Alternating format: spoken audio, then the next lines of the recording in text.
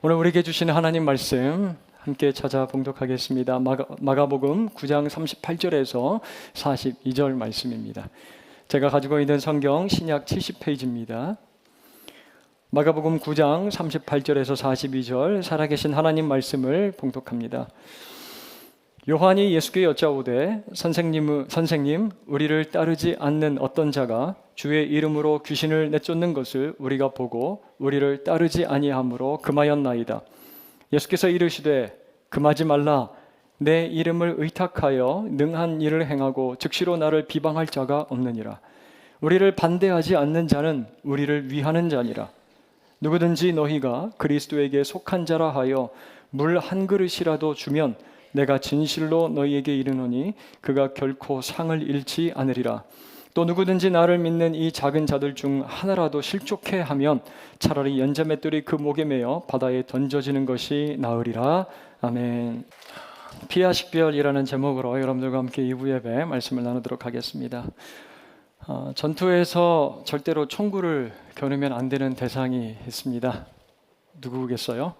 아군입니다. 아군한테는 총구를 겨누면 안 됩니다. 적을 상대로 함께 싸우는 전장터에서 전우를 공격하면 그건 망하는 길이죠.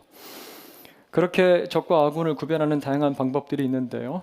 어깨에 띠를 두르기도 하고 암구호를 통해서 적인지 아군인지를 확인을 합니다. 또 요즘에는 군 기술이 이제 많이 발달을 해서요. 멀리 있는 항공기나 군함에 암호화된 전자기 신호가 있어서 아군과 적군을 판별을 할 수 있다고 합니다. 그렇지 않으면 어떻습니까? 나와 한편에서 싸우고 있는 아군에게 잘못하면 총을 쏘고 겨누기도 하고 또 미사일을 날릴 수도 있는 거죠. 그 정치 뉴스에서도 보면요. 내부에서 서로를 비방하거나 음해하면 뭐라고 부르죠? 내부 총질이라고 합니다. 이렇게 적군과 아군을 구별하는 방법을 IFF라고 합니다. 이 IFF는요, Identification, Friend or Foe라고 합니다. 적군과 아군을 인식하는 법이라는 뜻이죠. 우리말로 피아식별이라고 부릅니다. 오늘 말씀 제목인데요. 우리가 오늘 읽은 말씀을 들여다보면 그리고 또 말씀을 우리가 쭉 읽다 보면 예수님은 아주 예리한 영적 분별력을 가지고 피아식별을 정확하게 하신다는 것을 알 수가 있어요.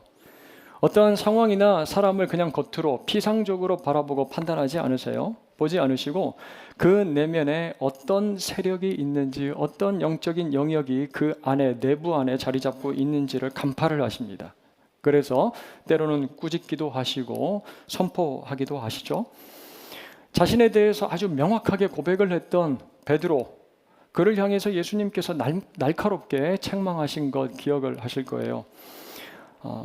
주는 그리스도시요 살아계신 하나님의 아들이십니다 라고 그렇게 멋진 고백을 했음에도 불구하고 바로 예수님께서 이렇게 말씀하시죠. 사탄아 내 뒤로 물러가라 라고 하십니다. 그리고 귀신에 사로잡혀서 정상적인 삶을 살지 못하는 많은 이들을 향해서 더러운 귀신아 그에게서 나오라 강하게 선포를 하시는 예수님의 모습도 우리가 만나게 됩니다.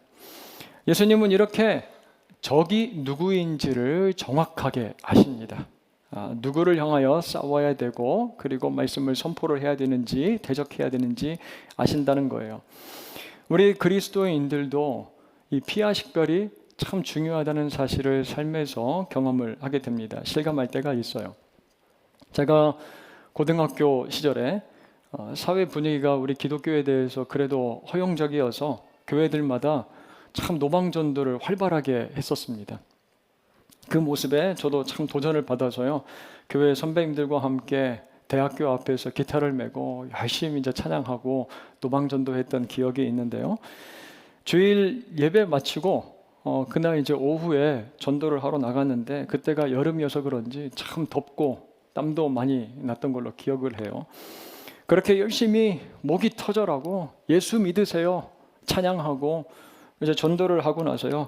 그늘에 앉아서 잠깐 쉬는데 저쪽에서 갑자기 한 건장한 중년의 남성이 저희들을 향해서 막 걸어오는 거예요. 얼굴도 좀 진지하게 얼굴이 굳어 있는 상태로 우리들에게 이제 뚜벅뚜벅 그렇게 막 걸어오길래 혹시라도 시끄럽다고 여기서 이제 꺼지라고 그렇게 얘기를 할까봐 주눅도 들고 긴장도 되고 그랬습니다. 그런데 검은 비닐봉투 안에서 시원한 냉커피를 막 꺼내서 저희들에게 나눠주시더니 이렇게 말씀을 하시는 거예요. 전도하시는 모습에 제가 은혜를 많이 받았습니다. 힘내세요. 그렇게 얘기를 하시는 거예요. 그때 얼마나 위로가 됐는지, 와, 우리가 보이진 않지만 이렇게 아군들이 있다니, 그런 생각을 하게 됐어요. 마치 예수님이 왔다 가신 것처럼 용기가 되는 거예요. 그래서 막 더 열심히 찬양하고 전도했던 기억이 있습니다. 오늘 말씀에서 예수님은 우리에게 이 피하 식별하는 법을 가르쳐 주세요. 하나님 나라와 복음을 위해서 살아가는 우리의 삶과 공동체에 필수적으로 수반되는 현상이 있습니다. 바로 영적인 전투예요. 우리가 영적으로 어떤 세력과 충돌하지 않으면 그건 우리가 신앙생활하면서 참 이상한 현상일 거예요. 그 안에서 우리는 아군과 적군이 누구인지 잘 식별하는 분별력을 가지고 있어야 됩니다. 그렇지 않으면 우리는 엉뚱하게 누군가를 적으로 규정하기도 하고요. 그 사람의 마음에 상처를 주기도 하고 그리고 그 사람을 공격할 수도 있다라는 거죠. 마가복음 3장을 가서 보면 예수님께서 여러 마을들을 돌아다니시면서 부지런히 사역하시는 모습을 볼 수가 있어요. 병자를 고쳐주시고 사탄에게, 마귀 귀신에게 붙들린 사람들을 자유케 하시는 예수님, 그가 가시는 곳마다 하나님의 나라가 강력하게 임하는 것을 우리가 볼 수가 있습니다. 그렇게 식사할 겨를도 없이 예수님께서 열심히 사역을 하시는데 예수님에 대한 어떤 소문이 퍼져나가기 시작합니다. 그 소문이 무엇입니까? 미쳤다는 악소문이 퍼져요. 예수가 미쳤다. 미쳐도 단단히 미쳤다. 여러분, 어떻게 보면 맞는 말일 수도 있어요. 하나님 나라와 복음에 미쳐서 예수님께서 열심히 살아가는 모습입니다. 자, 그런데 3장 22절을 가서 보면 서기관들이 이렇게까지 이야기를 합니다. 뭐라고 하냐면 그가 바알세불이 짚혔다. 또 귀신의 왕을 힘입어 귀신을 쫓아낸다 라고 합니다. 그 말을 듣고요, 우리 예수님께서 이렇게 대답을 하시죠. 나라가 스스로 분쟁하면 그 나라가 설 수 없고, 만일 집이 스스로 분쟁하면 그 집이 설 수 없고, 만일 사탄이 자기를 거슬러 일어나 분쟁하면 설 수 없고 망하느니라. 그렇게 말씀을 하세요. 이게 무슨 뜻입니까? 예수님 이렇게 말씀을 하시는 거예요. 서기관들아, 사탄들도 피하 식별할 줄 알아. 그런데 오랜 세월 신앙생활 했다고 하고 그렇게 성경을 잘 알고 있다는 너희들이 어떻게 날 적으로, 사탄으로 그렇게 규정하고 공격할 수 있단 말이냐? 야, 적군과 아군 좀 제대로 식별해라, 분별해라. 그러니까 피하 식별 제대로 좀 하고 내부 총질하지 말고, 그렇게 말씀을 하시는 거예요. 고린도전서 12장을 가서 보면요, 우리가 그리스도의 몸을 이루는 지체의 귀한 각 부분들이라고 가르쳐주고 계시는데요, 21절과 22절 보면 고린도 교회에 이 피하 식별이 제대로 이루어지지 않아서 이러한 모습이 나타나기도 한 것 같아요. 21절 말씀이에요. 눈이 손더러 내가 너를 쓸데가 없다 하거나, 또한 머리가 발더러 내가 너를 쓸데가 없다 하지 못하리라. 그뿐 아니라 더 약하게 보이는 몸의 지체가 도리어 요긴하고 라고 이렇게 기록이 되어 있습니다. 사랑하는 여러분, 오늘 말씀을 통해서요, 내게 꼭 필요한 말을 하는 지체에 대하여 내가 어떻게 반응했는지를 한번 생각해 보시기를 바랍니다. 내게 유익이 되고 신앙적인 권면을 주는 사람에게 내가 어떻게 반응했는지를 한번 잘 생각을 해보세요. 주님의 몸된 교회 공동체를 귀하고 아름답게 섬기는 지체를 향해서 때로는 연약하고 고통받고 있기에 위로와 도움이 필요한 지체를 향해서 우리는 어떠한 기준으로 피하 식별을 했고 그를 어떻게 대했는지 우리가 한번 살펴볼 수 있기를 바라요. 혹시라도 이 서기관들이 예수님에 대해 말한 것처럼 또 스스로 자기가 귀하다라고 생각하는 몸의 지체가 약하게 보이는 부분에 대해서 말하는 것처럼 너는 참 쓸데없다, 너는 불필요하다, 우리에게 적군과 같은 그러한 존재야 라고 그렇게 얘기를 했습니까? 생각했습니까? 그랬다면 내 생각과 판단으로 누군가를 정죄하거나 적대시했을지도 몰라요. 내 생각과 기준에서 누구는 불필요하다, 너는 나의 적이야 라고 생각하면서 미워했을지도 모릅니다. 이 시간 말씀을 통해 우리가 어떻게 영적으로 피하 식별을 해야 되는지 생각하면서 주님께서 주시는 은혜를 함께 나누려고 해요. 자, 말씀을 보면 요한이 다짜고짜 예수님께 다가와서 이렇게 말을 걸어옵니다. 문장을 잘 읽어보면요, 예수님께 인정받고 싶은 의도가 잔뜩 묻어나는 뉘앙스예요. 잘했다, 칭찬을 기대하는 그런 자랑스러운 말투로 예수님께 이야기를 하고 있어요. 다시 한번 38절을 보세요. 제가 세번역 성경으로 읽어드리겠습니다. 38절입니다. 요한이 예수께 말하였다. 선생님, 어떤 사람이 선생님의 이름으로 귀신들을 쫓아내는 것을 우리가 보았습니다. 그런데 그 사람은 우리를 따르는 사람이 아니므로 우리는 그가 그런 일을 하지 못하게 막았습니다. 이렇게 이제 얘기를 해요. 어떤 사람이라고 하는데 말씀이 우리에게 정확하게 언급하지 않아서 누구인지는 잘 모르겠습니다. 하지만 그가 무슨 일을 한다고요? 선생님의 이름, 예수님의 이름으로 귀신을 쫓아냈다는 거예요. 자, 그래서 그런 일을 하지 못하도록 금지시켰다, 막았다 라고 요한이 그렇게 이야기를 합니다. 자, 그런데 그 막은 이유가 무엇이라고요? 이렇게 이야기를 해요. 우리를 따르는 사람이 아니므로, 우리 12명 제자 안에 소속되어 있지 않아서, 우리와 함께 어울리지 않아서, 우리를 따르지 않아서 더 이상 귀신을 쫓아내지 못하도록 금지시켰다, 막았다 라고 그렇게 자랑스럽게 이야기를 하고 있는 겁니다.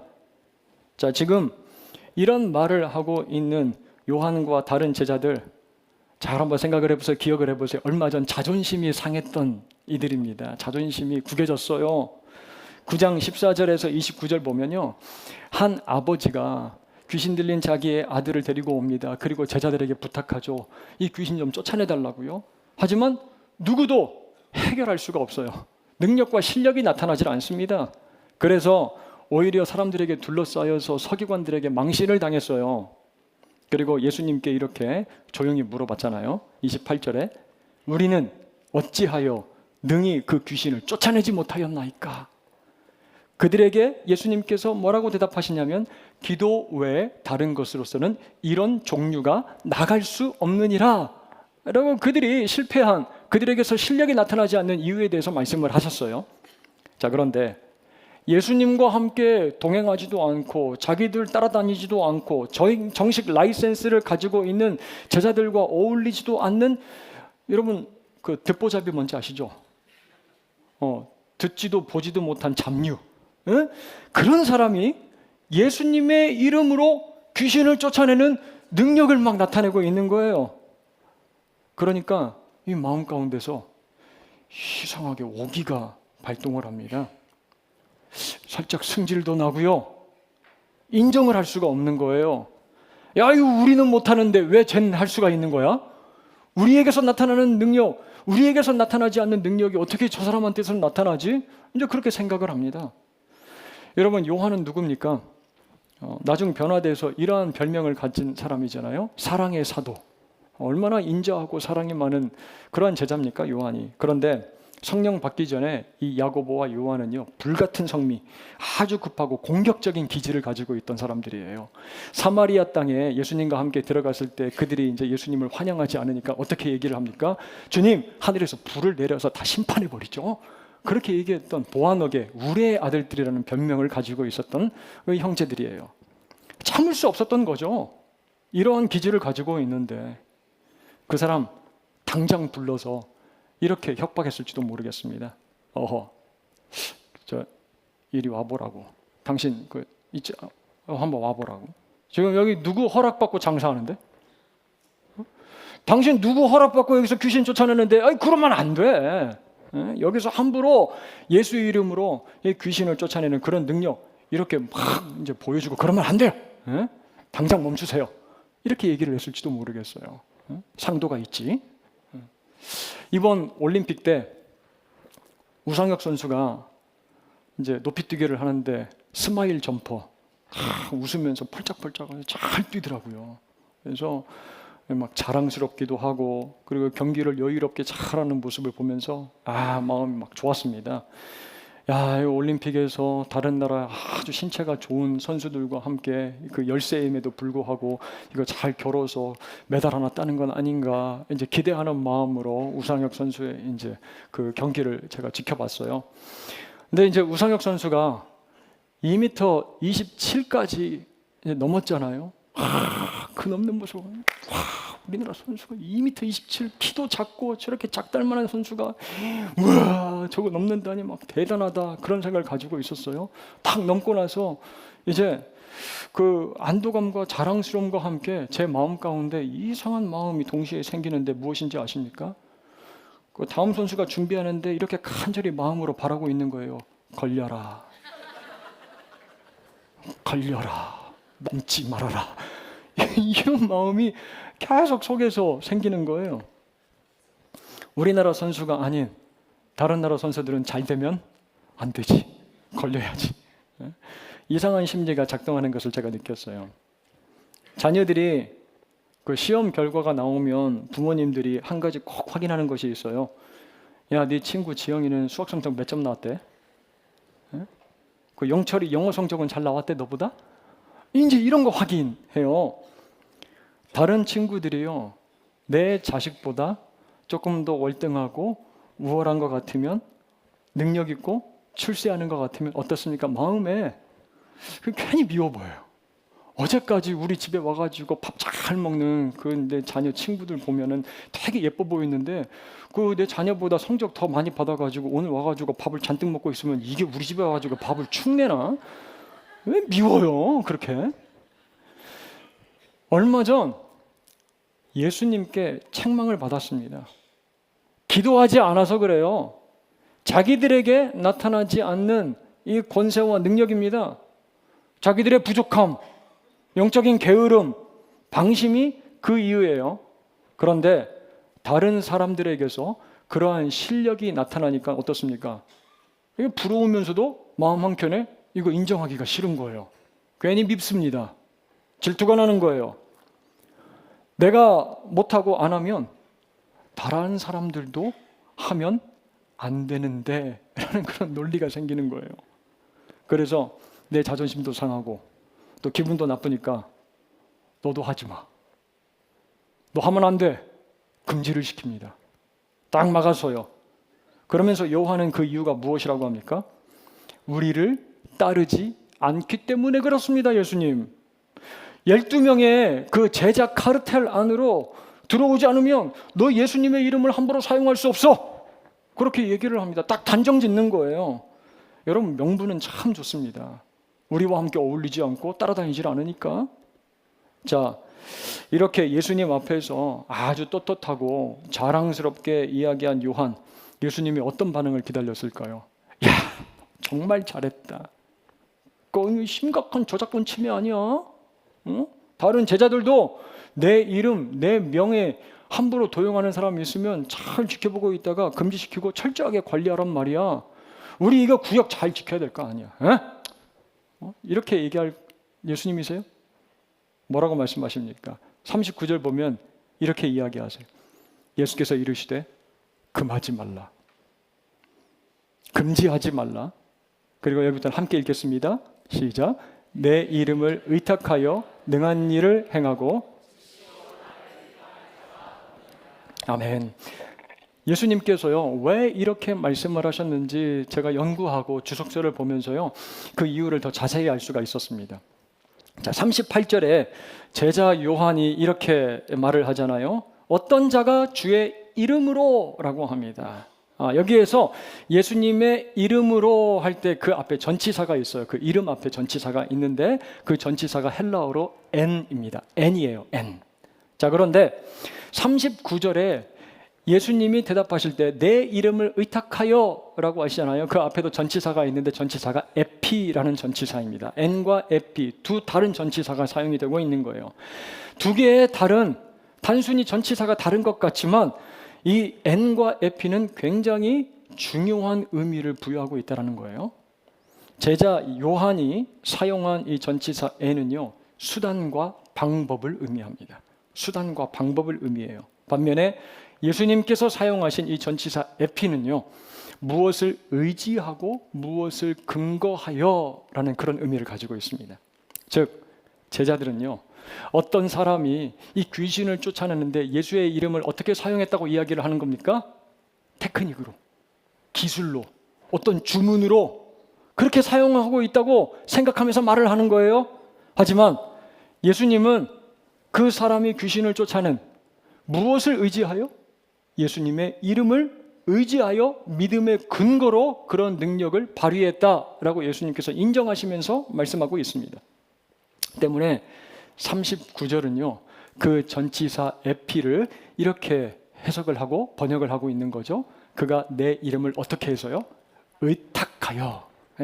전치사 에피를 의탁하여 그렇게 이제 번역을 하는 거예요. 여기서 우리는요, 오늘 말씀처럼 누군가를 평가할 때 이러한 왜곡된 해석과 선입견으로 바라보고 이야기를 할 때가 있다라는 말씀이에요. 어떤 사람은요, 내가 가지고 있지 못한 능력과 은사를 가지고 사역을 하기도 합니다. 잘 가르치기도 하고 음악적인 능력이 있어서 성가대로 찬양팀으로 봉사하기도 하고요. 또 누군가는 자기 안에 있는 열심으로 또 희생으로 봉사를 하기도 합니다. 틈틈이 시간을 내서 소외되어 있는 이웃과 어려움에 빠져 있는 자들을 돌보기도 해요. 또 재력이 있는 사람은 자기의 물질을 하나님 앞에 자원하는 마음으로 기쁘게 드려서 섬길 때도 있어요. 자, 그런데 공동체 안에서요, 그러한 지체들을 바라보고 대할 때 아주 미묘한 정서와 심리가 우리 마음 가운데 자리 잡는 것을 우리가 경험할 때가 있다는 말씀이에요. 저에게도 잘 살펴보니까 그런 마음이 있었더라고요. 지금도 조금씩 생길 때가 있는데 저에게도 그런 마음이 있는 거예요. 예전 그 부목사로 사역할 때 저보다 키도 크고 얼굴도 잘생긴 분이 새로운 부교역자로 부임하면요, 마음이 불편해요. 왜냐하면 이런 소리를 들었기 때문에 그렇습니다. 이강천 목사님이 이제 비주얼로는 밀렸어. 그러면 로비에서 성도님들께 인사를 다 우리 부교육자들이 서서 하는데 그 목사님 곁에 서질 않아요. 멀리 떨어져서 분리해서 이제 서서 인사를 합니다. 또 어떤 목사님이 참 말씀도 설교 내용도 좋고 전달도 참 좋아요. 그래서 성도님들 은혜도 받고 피드백도 참 좋은 거예요. 저 목사님 너무 설교 잘하시지, 말씀 좋지. 그러면 집에 와서 목사님이 하신 그 설교를 기억하고 묵상하면서 은혜를 받아야 되는데요, 제가 무엇을 묵상하는지 아세요? 설교하면서 신학적으로 어떤 부분이 틀렸을까? 혹시 말실수한 거 있나? 그런 거 이제 생각하는 거예요. 제가 일부 때 이 말씀을 드렸더니 권사님 한 분이 나가면서 목사님에게도 그런 부분이 있다니 제가 위로를 많이 받았습니다. 그런 인사를 하신. 제가 속으로 그런 생각을 하고 있는 걸 발견을 하고요, 이러한 마음이 들어. 참 찌질하다. 목사가 돼가지고 너 정말 못났다. 어떻게 그런 마음을 가지고 신앙생활하고 사역을 감당하고 있냐? 제 내면에 참 부끄럽고 견디기 힘든 그러한 심리가 자리 잡을 때가 있는 거예요. 우리는 나의 무능력함이 누군가의 능력으로 드러나게 되면요, 잘 들어보세요. 나의 무능력함이 누군가의 능력으로 드러나게 되면 굉장히 불편해집니다. 그 사람 바라보기가 쉽지가 않아요. 대상이 싫습니다. 그가 그냥 가만히 있었으면 좋겠고 주목받지 않았으면 좋겠는 거예요. 그리고 마음속에 은근히 기대합니다. 뭐 하다가 실수하면 좋겠네. 실수해라. 그래서 자칫 너무 쉽게 평가해 버릴 때가 있어요. 예수님 이름을 저거 수단과 도구 삼아서 인정받으려고 하는 거 아니야? 저거 자기 인기 위해서 하는 거 아니야? 못하게끔 금지시켜야 되는데 저러면. 그러한 비교 의식으로부터 비롯된 배타성, 이 배타성으로 누군가를 바라볼 때가 있다라는 말씀이에요. 교회 공동체뿐만 아니라 우리의 가정 안에서도요. 그런데 예수님의 평가는 무엇입니까? 뭐라고 말씀을 하세요? 우리말 성경으로 제가 39절 읽겠습니다. 못하게 하지 마라. 내 이름으로 기적을 행하고 나서 바로 나를 욕할 사람은 없다. 걱정하지 마. 괜찮아. 나의 이름을 의지하고 의탁해서 놀라운 능력을 나타냈다면 바로 돌아서서 나 욕할 사람 하나도 없어. 그는 우리의 적이 아니라 아군이라니까. 그리고 우리가 어떻게 적과 아군을 구별해야 되는지 그 비하 식별법을 40절에서 이렇게 말씀을 하세요. 같이 40절 읽겠습니다. 우리를 아멘. 여러분, 우리 각자가 다른 지체들을 대할 때 이 마음 가운데 부정적인 시각과 그리고 심리가 자리를 잡는다면 왜 그런지 우리의 마음을 잘 살펴봐야 됩니다. 누군가가 나보다 다른 능력을 가지고 주의 나라와 교회를 아주 열심히 섬길 때 이상한 마음이 든다면 그게 왜 그런지 내 중심을 한번 잘 살펴봐야 돼요. 그렇지 못하면 피하 식별을 잘 하지 못해서 아군과 아군을 적군처럼 대하게 되는 치명적인 실수 가운데 우리가 빠질 수가 있다는 말씀이에요. 복음과 하나님의 나라, 교회 공동체를 위하여 섬기고 아름답게 헌신할 수 있는 이들을 금지하는 안타까운 상황 가운데 떨어질 수가 있어요. 뿌리를 잘 내리고 성숙하고 아름다운 하나님의 열매를 맺을 수 있는 성도들을 지체를 쓰러뜨리기도 하고 그 밑둥을 잘라버리기도 하고 뽑아낼 수도 있다는 말씀이에요. 상처 주고 힘들게 해서요. 물론 교회는 기도하면서요, 예수님의 시각으로 잘 살펴서 사람들을 세워야 됩니다. 이게 교회가 해야 될 몫이에요. 그래서 새가족 훈련도 있고 세례와 교회 출석 이러한 객관적인 기준도 필요합니다. 더 중요한 것은 그 사람이 지금 자기 인기를 위해서 예수님의 이름을 도구 삼아 어떠한 일들을 하고 있는지 아니면 정말 예수님을 의지하고 있는지 분별력 있게 잘 살펴봐야 돼요. 자, 하지만 저들은 우리를 따르지 않는데요, 우리랑 어울리려고 하지 않는데요, 우리랑 잘 섞이지 않는데요, 친하지 않습니다. 저희들이 그래서 막았다니까요. 아무 일도 못하게 해야죠. 여러분, 굉장히 합당한 명분 같습니다. 그런데 그 명분 뒤에 가려져 있는 어떤 뒤틀린 의도가 우리 심중에 자리 잡고 있다면 우리는 너무나도 좋은 아군을 쓰러뜨릴 수 있는 치명적인 실수에 빠지게 된다는 말씀이에요. 제가 공부하면서 읽었던 책에 교회 공동체 문화를 다루면서 새가족들이 일반적으로 처음 나간 교회에 정착하지 못하고 떠나는 이유에 대해서 이렇게 이제 이야기를 하더라고요. 그중 하나가 무엇이냐면 환영받지 못하는 기분과 불칠철한 교인들의 태도와 따돌림, 그리고 특정 좌석에 앉으면 안 된다고 말하는 소리를 들었을 때 떠난다고 합니다. 내 자리인데요, 일어나시죠. 여기 내가 계속 앉았는데 오늘 새롭게 앉으셨는데 뭐라서 그래, 일어나세요. 이 이야기를 들으면 교회에서 떠난다고 그래요. 요한이 하는 말과 별 다를 바 없는 모습 아니겠어요? 우리를 따르지 않으면 저 사람 금지시켜야 됩니다. 여기 못 앉게 해야 되죠. 하지만 여러분, 예수님은 이렇게 말씀하세요. 우리를 반대하지 않는 자는 우리를 위하는 자니라 말씀을 하십니다. 이 말씀을 꼭 기억하시길 바라요. 그들은 우리의 적군이 아니라 하나님의 나라를 함께 세워가는 귀한 아군이다 라고 말씀을 하시는 거예요.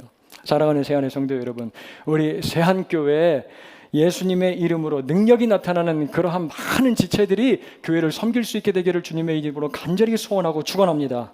그때 서로가 서로를 필요한 지체들로 인정하고 서로를 귀하게 여기고 사랑으로 연합하는 예수님의 몸된 교회를 이루어가는 그런 아름다운 공동체가 되었으면 좋겠어요.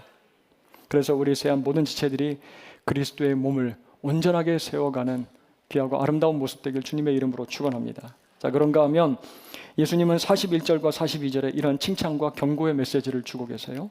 먼저 42절. 누구든지 나를 믿는 이 작은 자들 중 하나라도 실족하게 하면 차라리 연자맷돌이 그 목에 매여 바다에 던져지는 것이 나으리라. 예수님을 만나서 연약하지만 몸부림치면서 주님의 이름 의지하고 교회에서 봉사도 하고요, 신앙생활 열심히 하려고 노력을 합니다. 예수님 의지해서 봉사도 하고 사역도 해요. 그런데 그런 이들을 실망시키고 상처 주고 걸려 넘어지게 한다면 차라리 연자맷돌에 묶여 바다에 던져지는 형벌을 당하는 것이 마땅하다 말씀을 하시는 거예요. 예수님 아주 강력하게 이야기를 하세요. 이제 방금 언급했던 그 예수의 이름으로 귀신을 쫓던 사람, 예수님을 안 지 얼마 안 됐지만 예수의 이름에 능력이 있음을 알고 그 이름을 의지하여 사탄을 내어쫓고 하나님의 나라를 누리면서 살아가고 있는 사람이에요. 자, 그런데 그 사람을 향해서 너 우리 따라다니지 않으니까 그거 하지 마. 그거 금지시킨 거예요. 너희들 만약 그를 실족시켰다면 너희들 연자맷돌 형벌감이다. 제자들이 얼마나 심각한 잘못을 저질렀는지 예수님께서 경고하시는 거예요. 책망하시는 겁니다. 하지만 41절을 우리 같이 읽어볼까요? 41절 함께 읽습니다. 누구든지 너희가 그리스도에게 속한 자라 하여 물 한 그릇이라도 주면 내가 진실로 너희에게 이르노니 그가 결코 상을 잃지 않으리라. 아멘. 여러분, 구약 성경의 룻기서를 잘 아실 거예요. 남편과 사별하고 홀로 남은 시어머니를 모시고 어머니의 고향 땅 베들레헴으로 돌아온 이방 여인, 모압 여인 룻의 이야기입니다. 흉년의 때 먹을 것을 찾아서 고향 땅을 떠났지만 모든 것을 다 잃어버리고 완전 재앙을 당하고 저주의 모습으로 자기의 땅으로 다시 되돌아왔습니다. 그때 모압 이방 여인이지만 그 룻을 긍휼히 여기고 사랑으로 돌봐줬던 사람이 있습니다. 누구예요? 보아스예요. 남편을 잃어버리고 돌아온 시어머니와 그리고 룻을 참 옆에서 사랑으로 돌보고 먹을 것을 공급을 합니다. 그런 보아스를 통해서 이스라엘의 왕 누가 오죠? 다윗이 세워지고요. 그리고 그 보아스 예수님의 족보 가운데 기록되는 것을 우리가 볼 수가 있어요. 사랑하는 여러분, 때로는 나의 기준과 나의 신앙의 수준, 누군가를 평가하고요, 그를 대하고 그와 이야기하다 보면요, 그를 자칫 잘못하면 실족시킬 때가 있습니다. 그 대상이 교회에 있을 뿐만 아니라 우리의 가정에도 있을 수가 있어요. 내 남편, 내 아내, 내 자녀들, 내 부모님이 될 수도 있어요. 상대방에게서 연약함이 보이기도 해요. 만족스럽지 않기도 합니다. 언제쯤 다시 신앙을 회복할 수 있을까 막막하게 보이기도 해요. 또 실망스럽기도 합니다. 그래서 막 여기 입에서 막 말이 튀어나올 때가 있어요. 저게 사탄이야, 그냥 아주 마귀야. 여러분, 그렇게 대하지 말라는 거예요. 하지만 예수님, 그들을 적으로 생각하지 말고요, 만약 반대하고 우리를 힘들게 한다면 그 중심에서, 그 내면에서 역사하고 있는 영적인 세력을 보고 그를 향하여 선포하라 말씀하십니다. 지난주에 말씀했던 것, 예수의 이름으로 선포하고 내어 쫓으라고 말씀을 하세요. 오히려 그들을 실족하게 하지 않고 그들에게 선한 행실을 베풀고 목이 마를 때 시원한 물 한 그릇 대접한다면 그것 우리 주님께서 잊지 않으시고 우리에게 상을 베풀어 주신다라고 말씀을 하십니다. 지난주 금요일 우리 사랑하는 장미진 집사님의 이식 수술이 있었어요. 간암으로 인해서 이식 수술을 받아야 됐고, 둘째 딸 승아가 엄마에게 간을 기증을 해서 이식을 했습니다.